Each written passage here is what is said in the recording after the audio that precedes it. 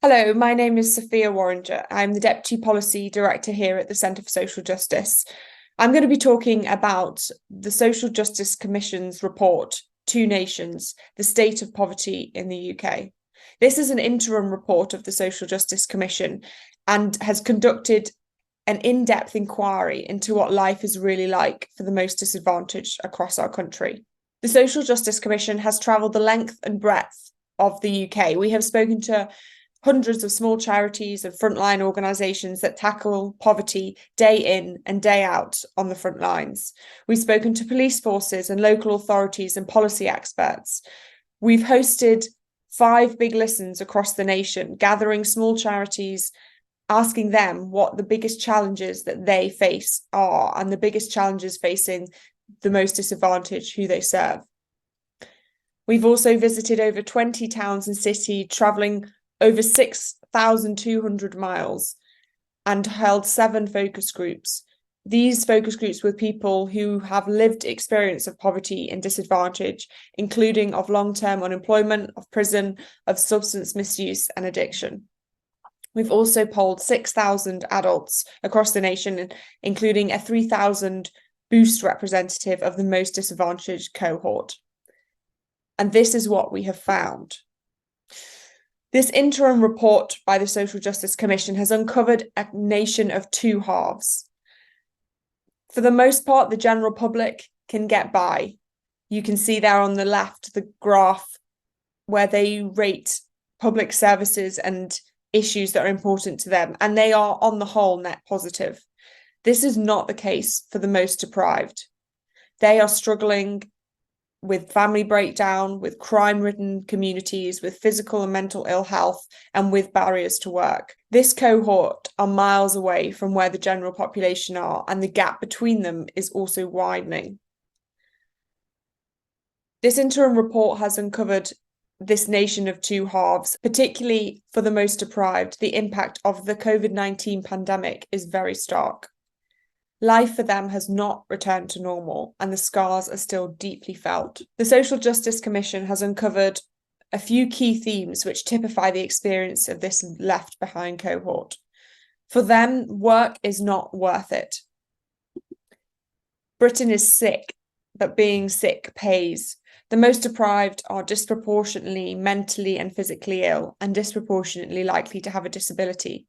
The most stark difference is in mental health, where 40% of the most deprived say they have a mental ill health problem, compared to just 13% of the population. This has a big impact for our workforce too.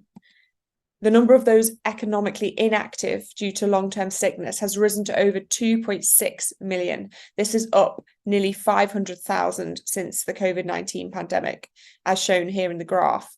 And 53% of this cohort report having symptoms of depression, bad nerves, or anxiety. These are people who are untouched by the conditionality regime of the welfare system, and yet 700,000 of them would like to work if given the right support. The problem, though, for many of this cohort and others who are struggling across the nation is that work is insecure, has typically poor quality, and offers little to no progression. Only 15% of the most deprived cohort expect to progress at work over the next year. That means whether they think they will have more pay or be promoted over the next year. This is compared to 28% of the general population. While being in work financially will always marginally make you better off, the problem is that the work available is so insecure, is so temporary and can't be relied on, and also with no progression opportunities in sight, makes the challenge of the work just seem not worth it.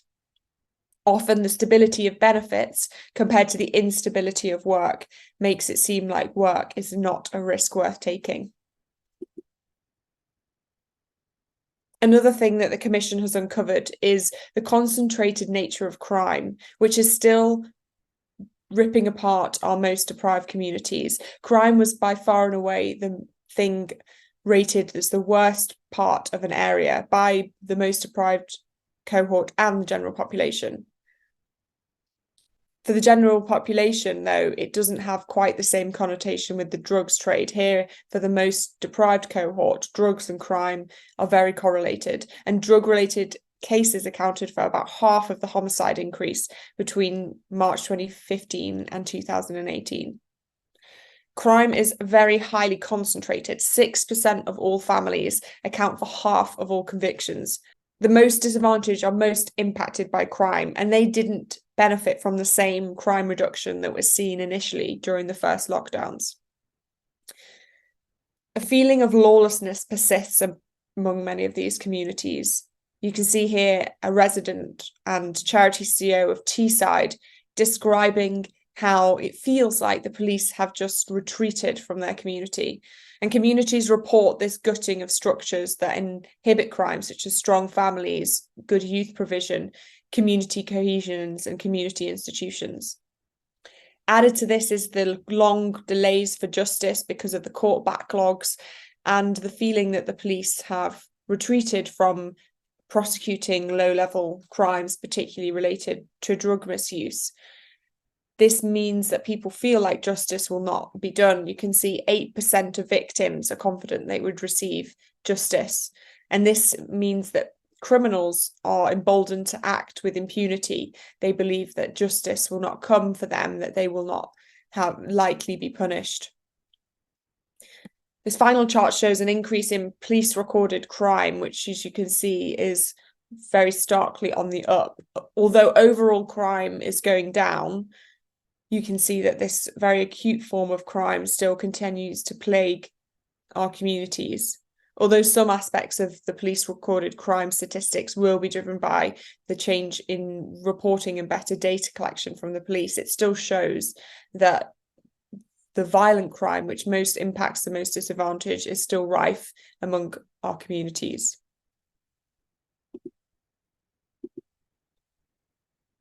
Housing was another big issue that was identified by the Social Justice Commission. Almost 3/4 of the most deprived cohort worry about the cost, security, or quality of housing in some capacity, compared to just over half of the general population.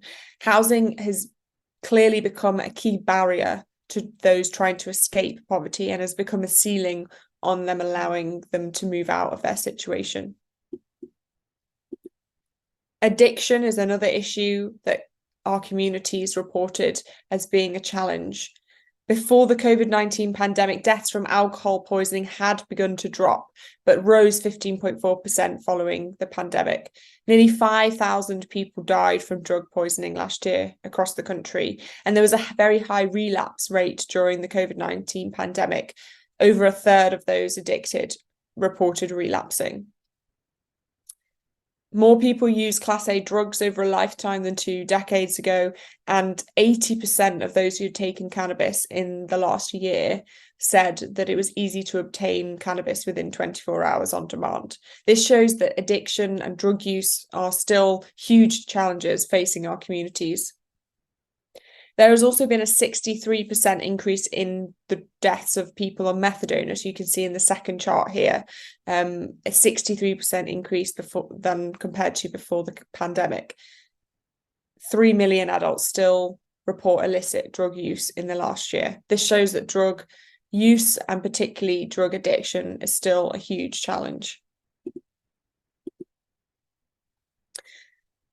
Another thing that came through very starkly in the Commission's research is the importance of family life to everyone. Most people that we spoke to spoke of their families as the most important thing in their lives.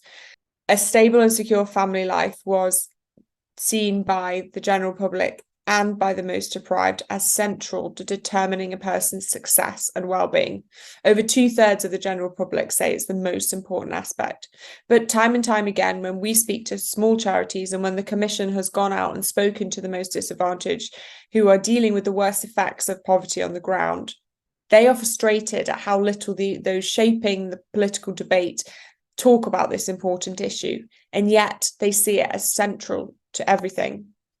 You can see here a charity worker contributing during the Big List in London, talking about how family and family instability and breakdown is a root cause of so many issues.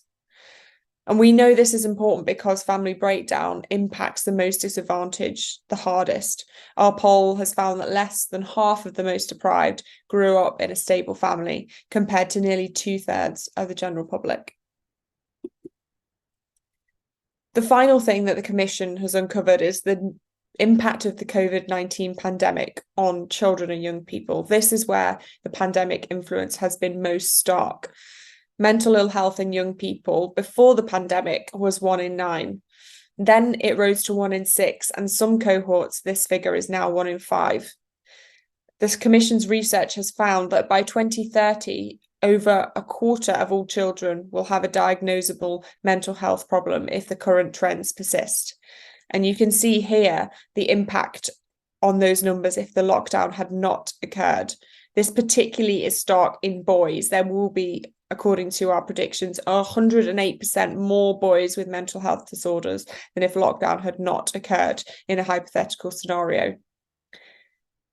A detailed study of mental health of children based on parental reporting of symptoms found that the mental health and well-being of children directly rose and fell in correlation with the pandemic restrictions. While for the general population, they were more likely to return to normal once the restrictions eased, the most deprived cohort did not report that their symptoms were returned to normal. In fact, they were likely to stay at an elevated level despite restrictions easing. This means that they have stayed struggling, even though COVID seems like a distant memory for some.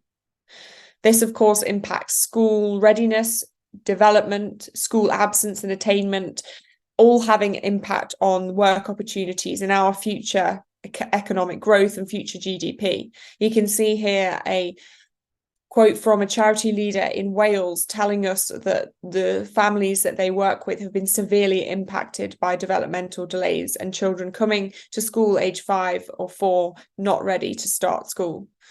It's very clear from this research that we have an unhappy generation that are still deeply feeling the scars of lockdown.